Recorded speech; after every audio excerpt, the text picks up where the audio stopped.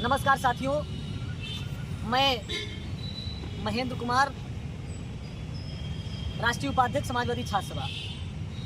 साथियों, आज हमारे साथ तमाम प्रतियोगी छात्र उपस्थित हैं, जिन छात्रों ने आरओ एआरओ का पेपर दिया और कुछ छात्रों ने पुलिस भर्ती का भी पेपर दिया, जिसके बाद जो जानकारी सोशल मीडिया और मीडिया के माध्यम से मिली कि वो दोनों पेपर लीक हो गए, उसके बाद कहीं न कहीं छात्रों के मन में निराशा है और उनके चेहरे पर जो उदासी है, अपने भविष्य को लेकर के जो संकट है, उनके सामने तमाम विभिन्न प्रकार की चुनौतियां उत्पन्न हुई।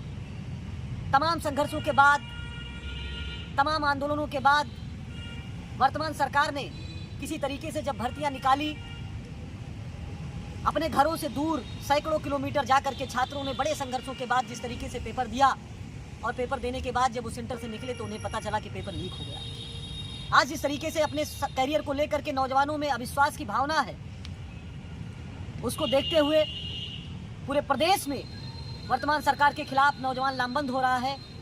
आज कुछ छात्रों से मेरी मुलाकात हुई तो मैंने सोचा क्यों ना उनसे चर्चा की जाए, किस तरीके से वो इन भर्तियों के बारे में सोच रहे हैं। मैं एक छात्रों से बात करूंगा। हमारे साथ में भाई साहब है, क्या नाम है आपका? हमारा नाम अभिषेक कुमार है, अभिषेक कुमार जाटो जी। अभिषेक जाटो जी। आप दलित बिरादरी के हैं? जी जी। और आप आरओ पर पेपर दिए कि पुलिस भर्ती का पेपर? हमने दोनों पेपर दिया है। अच्छा, दोनों पेपर दिए। और दोनों में हमें निराशा हाथ लगी है। क्या लग रहा है आपको? वर्तमान जो सरकार है वो बड़े बड़े दावे करती है, शुचिता की दावा करती है, बहुत ईमानदारी के दावा करती है और कहती है कि शासन प्रशासन की व्यवस्था हमारी बहुत अच्छी है। उसके बाद भी अगर पेपर लीक हो जा रहा है, उसको आप जैसे नौजवान क्या उसके बारे में क्या सोचते हैं? हमें लगता है कि भारतीय जनता पार्टी जिस तरीके से अपना माहौल बनाती है कि हम बहुत सख्ती के साथ कानून व्यवस्था को चलाते हैं, लेकिन हमें लगता है कि ये सिर्फ उनका जुमलेबाजी है जी। जिस तरीके से हर परीक्षाएं लीक हो जा रही हैं, ये सिर्फ प्रतियोगी छात्रों के साथ नहीं, उनके भविष्य के साथ खिलवाड़ किया जा रहा है। जो छात्र अपने घर के उम्मीदों को लेके घर से कम 300, 400, 500 किलोमीटर दूर जब आकर तैयारी करता है, वो अपने माँ बाप के सपनों को लेके आया रहता है। उन सपनों के साथ खिलवाड़ किया जा रहा है। उनके परिवार में जो उनके कर्जे लगे हुए हैं, उनके ऊपर उन कर्जों के तरह जो दबे हुए छात्र हैं, पढ़ाई कर रहे हैं, उनके साथ ये अन्याय हो रहा है। नहीं, बिल्कुल अन्याय हो रहा है। और मुझे लगता है कि जब हम दलित समाज से बात करते हैं, दलित समाज के बारे में सोचते हैं, तो उनके घर परिवार के लोग जो सोचते हैं कि छोटी छोटी नौकरियों के बारे में, कि हमारा बेटा है वो पुलिस में चला जाएगा, सेक्रेटरी हो जाएगा, लेखपाल हो जाएगा, जिससे उनका परिवार का पालन पोषण होगा, क्योंकि उन पर ज़मीनें नहीं हैं। ज़्यादातर मुझे लगता है दलितों पर ज़मीनें नहीं है। बड़ी जातियों के पास बड़ी ज़मीनें हैं, अगर कुछ नहीं होता है तो अपना व्यापार सेटअप कर लेते हैं या ज़मीनों में अपना कर लेते हैं। लेकिन वो दलित समाज जो ज़्यादातर मजदूर है, वो क्या करेगा? आगे बढ़ते हैं। ये भाई साहब है।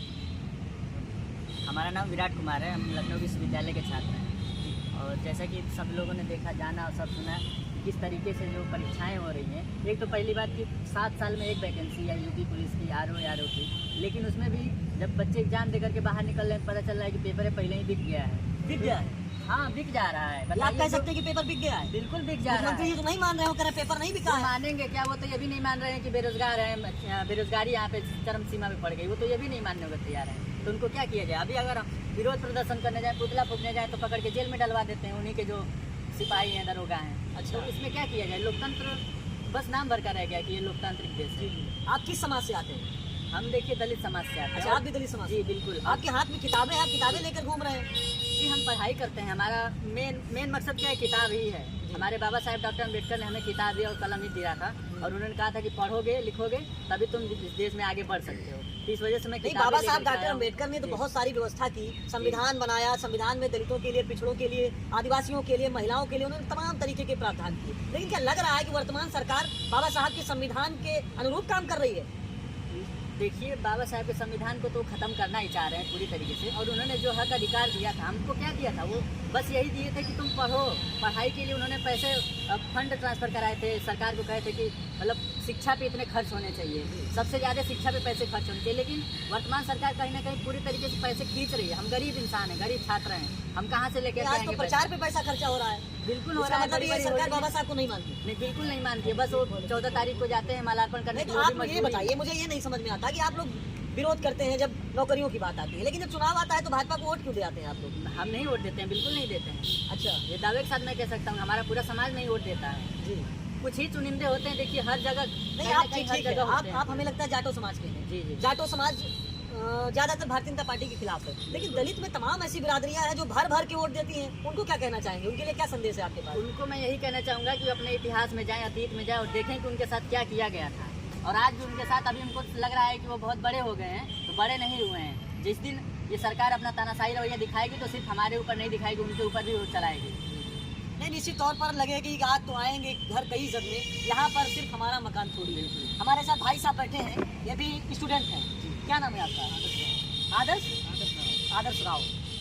सबसे पहले बताइए किस समाज के हैं आप? क्योंकि आज जातियों की बात हो रही है, जिस तरीके से धर्म की बात हो रही है, ये पूछना बहुत जरूरी है कि आप किस बिरादरी के हैं और आप क्या सोचते हैं इस सरकार के बारे में, जो सरकार मुझे लगता है परीक्षाओं की निगरानी नहीं कर पा रही है, जिस सरकार में लगातार धड़ल्ले से पेपर लीक हो रहे हैं, लाखों लाख बच्चों के पास पेपर परीक्षा से पहले पहुंच जा रहा है। इसमें क्या सोचते हैं आप?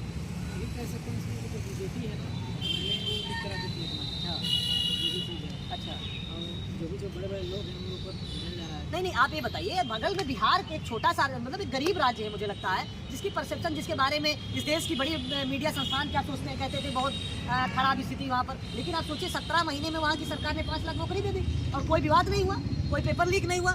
ये यूपी सरकार जो बड़े बड़े दावे करती है, वो परीक्षाएं क्यों नहीं रोक पा रही है? क्या कारण है? क्या आप मानते हैं कि उसमें कहीं ना कहीं पेपर लीक में मुख्यमंत्री का भी हाथ है? हो सकता है। मेरा मिली भगत की कुछ नहीं होगा। हमारे साथ एक और नौजवान साथी हैं, क्या नाम है आपका? अच्छा, आप किस भर्ती में पेपर दिए? पुलिस में? अच्छा, यूपी पुलिस में। क्या आपको मानना क्या है उसमें? जी, सरकार युवाओं को नौकरी और रोजगार देना नहीं चाहती, इसीलिए पेपर लीक बार बार करवा रही है। आज 7वीं 8वीं बार लगातार जब से 2017 से 12 से भाजपा की सरकार आई, वो 17 से आई है, तब से दमादम पेपर लीक हो रहे हैं। अच्छा जी, सब नौजवान और युवा निराश है और निराशा ही नौजवान निराश है, सही बात है। युवाओं के हाथ में निराशा ही। ये हमारे साथ एक और नौजवान साथी हैं, ये भी स्टूडेंट हैं। तो आप तो तिलक भी लगाए हैं, हम तिलक तो लगाए। आपको भाजपा तो नौकरी दे देगी भाई, आप तिलक लगा के जाइए, नौकरी मिल जाएगी आपको। तिलक से और वस्त्रों से नौकरी नहीं मिल रही है। अरे तो योगी जी तो कहते हैं, तमाम बाबा लोग कहते हैं कि योगी जी ने मंदिर बनाया है। आप ये बताइए, आप सुनते होंगे ना कि तमाम बाबाओं ने कहा कि आप मंदिर जाएंगे, पूजा करेंगे और तो आपको किसी चीज़ की समस्या नहीं होगी, ना आपको नौकरी की समस्या होगी, ना आपको अस्पताल जाना पड़ेगा।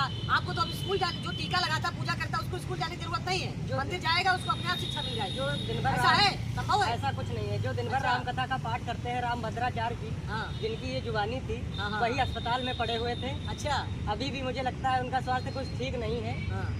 अब अच्छा, मंदिर ये जाएं, बताइए, अस्पताल चलिए में। वो तो एक अलग बात हो गई, धर्म की बात हो गई। ये बताइए कि आप पेपर लीक पर आपका क्या विचार है?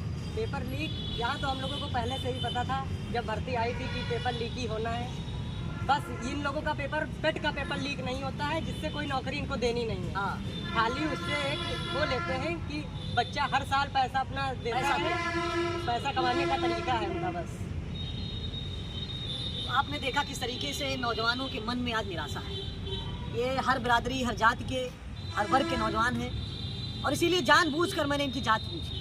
हो सकता है तमाम साथियों को ये बात बुरी भी लगे, लेकिन आज जिस तरीके से जाति और धर्म की राजनीति हो रही है, जिस तरीके से धर्म की चाशनी में सबको लपेटने की कोशिश भारतीय जनता पार्टी कर रही है, वैसे समय में ये बहुत ही मौजूद सवाल है कि इन नौजवानों को नौकरी कैसे मिलेगी, इन नौजवानों का भविष्य कैसे सुरक्षित होगा, इन नौजवानों के जो बीमार माँ, बीमार बाप है, उनका इलाज कैसे होगा, इन नौजवानों की जो जवान बहन घर में है, उनकी शादी कैसे होगी, इन नौजवानों का भविष्य कैसे सुरक्षित होगा। इन सब सवालों के साथ आज मैंने इनसे बात की।